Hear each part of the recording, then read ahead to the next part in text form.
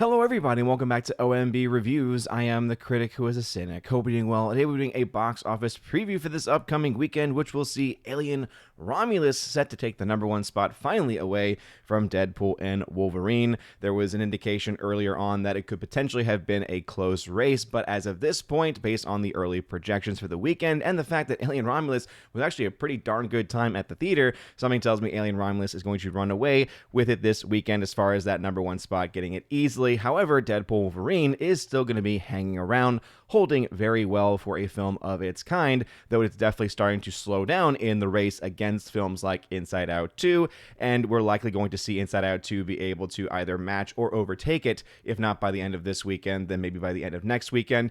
Either way, that film is still set to make a crap ton of money, as you can see, probably going to get to over $600 million in the domestic market alone, so this movie continues to be a massive juggernaut. And also the film, it ends with us potentially still in a battle with that. Again, very interesting, the Blake Lively and, of course, Ryan Reynolds connection there. But we'll talk about that and a few other things. Before we get any further, please make sure you smash that like button, loud that fire button over, and Auntie smash the rumble button as well. Also, make sure you hit that bell. That way you get notified every time a new video or live stream goes live on the channel. So let's go ahead and start off with Alien Romulus from 20th Century Studios. So this is indeed a Disney property, unfortunately. It's always that reminder of the 20th Century Fox buyout by Disney. But Alien Romulus right now is projected, according to Box Office Theory at least, to make $46 million domestically by the end of this weekend. To give you an idea of where this stands up against the traditional tracking, right now traditional tracking is expecting it to be around $28 million, somewhere in that $28 to $35 million range, whereas the Box Office Theory, the much more up-to-date version of tracking,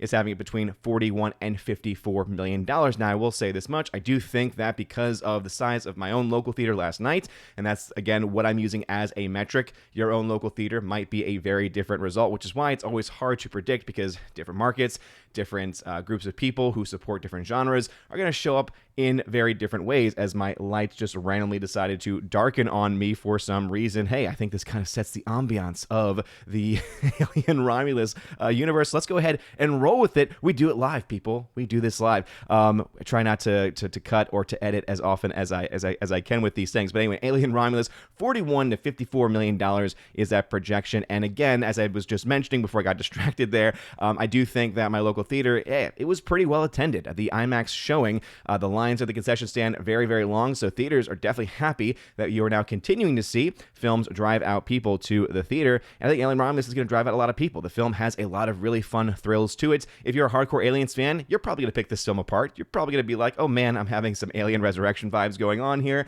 and I don't know if I really like having those kinds of vibes or those kinds of reminders, right, or this direction it's going in. But if you're going to have a good time, a thrilling time at the theater, and a lot of people like to be thrilled, like to be entertained, this is, I think, a movie that's going to make happy the vast majority of people who go to see it. And if you have that happening, that ultimately means good word of mouth, which means good box office performance typically. And so right now, $41, $54 million looking like it's not really going to be very likely. We could also potentially even see it get a little bit higher than that. The pinpoint forecast, according to Box Office Theory, is around $46 million. Deadpool Wolverine expected to drop 49%, according to Box Office Theory, and expected to make another $27.4 million. Again, very impressive numbers there for this movie, getting to 544.5, so getting close to $550 million domestically by the end of this weekend, which means $600 million is at least a week or two away at this point. So again, kudos to them as a rated R film in 2024 being able to do these things, especially for a Marvel film. Marvel essentially was dead in many ways,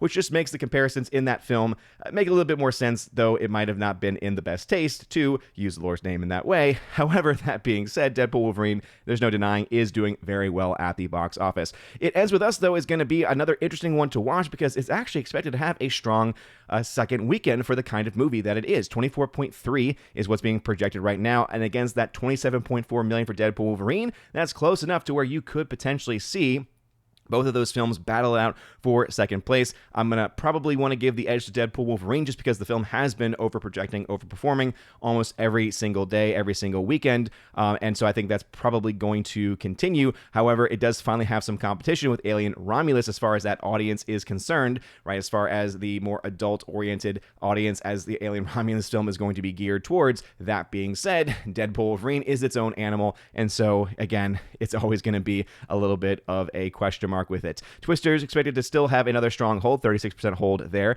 And now it's, again, fifth, sixth, seventh weekend of release at this point, $9.6 million, so pretty strong there. Coraline, there's actually a re-release, the 15th anniversary of Coraline. Very strong film from Laika. And these are the same people that did Kubo and the Two Strings, did Box Trolls, things like that. I wasn't a big fan of Box Trolls, less of a fan than Coraline, than Paranorman for me. I think Kubo and the Two Strings is the best film they ever did. Coraline's definitely up there too. And then much further down than that, I would probably put Paranorman. It was okay. And then Box Trolls, just not very good. I forget if they've done anything other than those. If they did, it wasn't very memorable. There was maybe another film they did with like a monkey or something.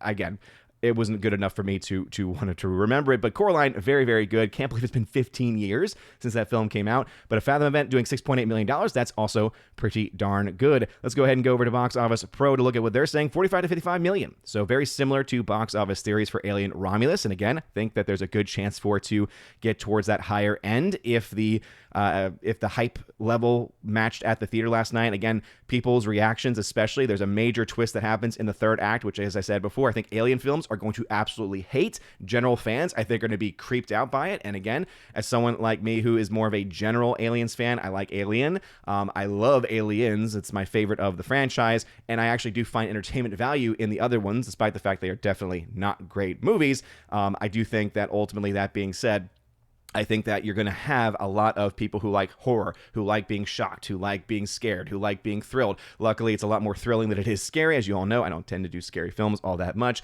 And so I think because of that, you're going to have a pretty good opening there. Interesting that they're putting this up against some of the other films in the franchise, right? Prometheus, can't believe that was back in 2012. 51 million opening. Obviously, you got to adjust for inflation. So it's not looking like Romulus is going to be breaking any records by the franchise. Might even be one of the weakest of the franchise. I'll have to do a comparison of that later on this weekend, but still interesting to see these numbers nonetheless. Deadpool Wolverine projected by them to do $30 to $35 million. It ends with about 25 to 30. As I mentioned, probably going to be some competition between those two films. What's interesting about Alien Romulus is that the film cost about $80 million. And what's sad is that one of my biggest critiques of the film is that it doesn't really look like it cost $80 million in some ways. So there are various scenes where they're using a lot of practical sets, a lot of practical effects, and they look really, really good. And then there's one moment especially, and you're almost the first third, maybe almost halfway through, where there's a certain character that is revealed, and there's some deep fake stuff going on. Again, not going to go into spoiler territory, but let's just say there's some deep fake CGI going on, and it looks really bad. It's like almost like a huge sore thumb sticking out more so than anything else, right? You're looking at what they're doing with the aliens. You're looking like what they're doing with some of the background, and it looks really, really good. And then you get to this moment, you're like, did the visual effects team just take the day off, honestly? I mean, I feel like you could have given that job to some random Alien fan on the internet with a computer, and they could have done a better job with it. Like, that's the level of how bad it was. And so I look at that budget and say $80 million. It's not like they were not being given the funds that they would need to make that scene look good, right? Again, despite the implications of what that scene brings about, despite the implications of what they bring about in that specific character, I think that they probably could have at least made it a little bit more, tenable. They could have made it at least a little bit more digestible if it had actually looked good. But because it looks so bad, it was really, really hard to get into it. But anyway, I did want to just mention that $80 million budget. So break-even point for this movie is going to be quite high. And again, this is 20th Century Studios, right? This is Disney. And we all know they are notorious for overspending on projects. And this is a movie, though, where right now the projections, at least according to the domestic, are looking decent. Overall, the worldwide totals, the projection is around $100 million. This is at least according to the likes of Deadline. And so $100 million worldwide in your opening weekend with an $80 million budget, definitely putting you on the right track. Does not mean anything as far as guarantees. Really, it all comes down to what is that week 2 number going to look like? What's the week 3 down the line numbers going to look like? We're not going to see anything close to what we had with Deadpool Wolverine, for instance, obviously not only in opening weekend, but also in long-term projections. But still, overall, it's actually looking like it might be a good situation for the film. Has a chance to break even, has a chance to make its money back at this point in time. And again, if it opens to around around $100 million worldwide, and especially if it gets over or close to, or the closer it gets to that $100 million mark specifically. Remember, most films tend to make about a third of their entire box office in their opening weekend, depending on how things go. And so that could mean an upward track of around $300 million worldwide by the end of its run. $300 million would, definitely put it at the point of a break even and a profitability territory. And that would be another big win for Disney, another big win for 20th Century Studios, as they, of course, have had a lot of bad years more recently. And this would be the direction that they would ultimately need to go in. Going to the charts, because we love chartsy on OMB Reviews, of course, we have to look at the updated numbers. So as we mentioned before, with Deadpool Wolverine looking really, really good, right? Well over $1 billion at this point. Right now, I would say probably 1.3 to 1.5 billion is going to be the range of where the film ultimately ends. I think some people might try to say, oh, it's slowing down so much. It's slowing down much more compared to a film like Inside Out 2, which is why it's not going to, at this point, I would say it's not going to reach the heights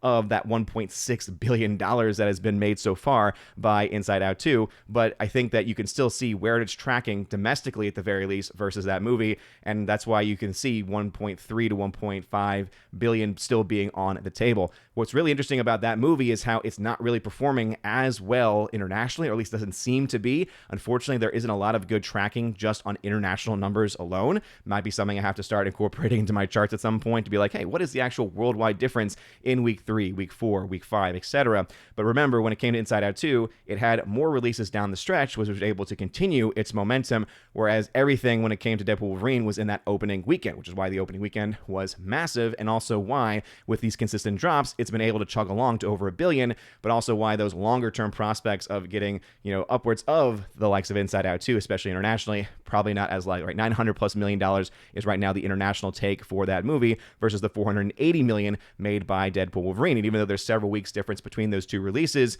it is still something that has to be said that, again, I don't see Deadpool doing that, but it is going to be pretty close, I would say, in the domestic battle, which is ultimately where most of the money matters, right? That's why you have $187 million in net profits for a film like Deadpool Wolverine as a rated R film, and $426 million in net profits for a film like Inside Out 2. And so I do think that you're probably going to see a little bit of a closer race there than you would in their final total results, but again, I'm just a guy talking on the internet about these things in a room that the lights just decided to go dark on, and it looks like a facehugger is about to just jump out of the dark and hit me in the face. But what are y'all's thoughts? Do you think that Alien Romulus is going to do well this weekend? And right now, according to the people over on Critic List, shout out to the Critic List community over there. Great fun. Again, I gave this film a rad score, 70%. Very, very good. If you want my full thoughts, my review is over there. But right now, there are about 6 voters, and it's pretty mixed overall, right? So I gave it a 70%. Blaine over there, who doesn't always have the best taste in movies, I will say, gave it a 93%. I think it's a bit high, to be honest, Blaine. You go a little high on these films sometimes, but it's definitely not a 38% bogus. But again, I think you're going to get that from hardcore fans especially.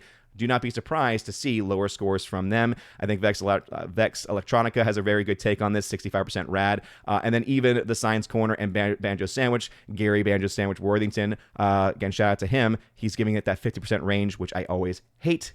Give a little bit of variation there, right? Give it a 51, give it a 52, something that's just not straight 50. And I think that their decent score probably going to be also kind of that average of where the film ultimately ends in the minds of most people. But what are y'all's thoughts about it? Do you think it's going to make a lot of money? I think that ultimately it's going to be able to make its money back if these numbers continue to hold, of course. And also, where do you think Deadpool Wolverine's going to end up? Do you think 1.3 billion is on the table? 1.5 billion at the high end? Again, probably leaning more towards 1.3 at this point based on where it's tracking, unless something really radically changes this weekend in the international numbers. That is probably where it's going to end up. But let me know your thoughts about this and anything else I've mentioned in the comment section down below. It sounds like I've been out of breath or rushing. It's because I just walked the dogs and I'm trying to get all this done before taking a shower, getting ready for work. Crazy back in the school swing of things. But you guys are all amazing and beautiful people. Have a wonderful rest of your day, a blessed Friday, and as always, God bless.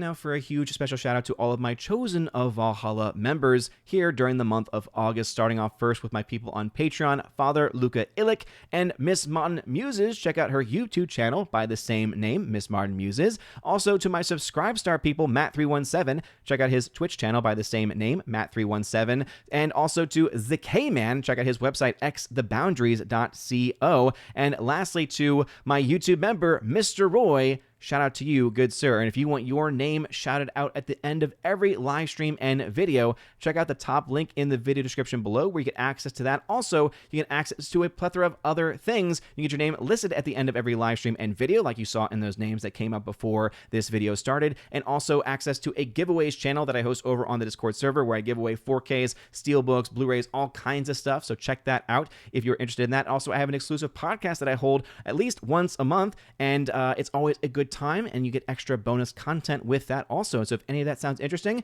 again, check out that top link in the video description below. You guys are all amazing, and beautiful people, have a wonderful rest of your day, a blessed August, and as always, God bless.